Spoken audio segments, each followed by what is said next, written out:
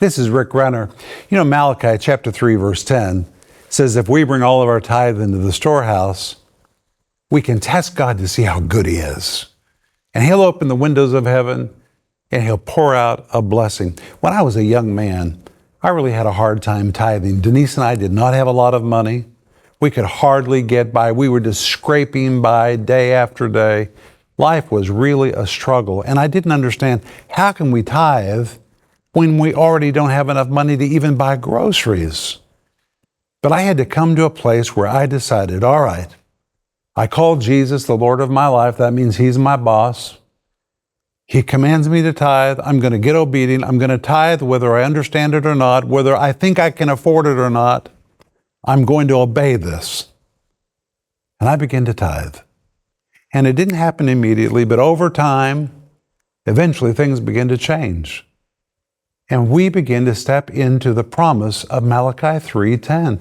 God began to open the windows of heaven and He began to bless us in so many ways. It wasn't always with an increase to our finances. Maybe it was somebody brought us groceries or somebody did something for us or suddenly we found favor. But real increase began to come. And it all came when I decided to tithe, to obey God and to prove God and let Him show me what He would do. And today I want to encourage you. If you're not a tither or you're not a giver, it's time to get started. If you say it's difficult, believe me, I understand it was hard for me too. But you have to come to a moment where you say, Jesus, I call You the Lord of my life. And that means if You tell me to give, I have to give. And I'm going to give. I'm going to obey You. I'm going to do my part to make sure the gospel gets to the ends of the earth. Now, Lord, I ask You to do Your part. I ask You to open the windows of heaven. I ask You to pour out a blessing into my life. Do it in any way You want to do it.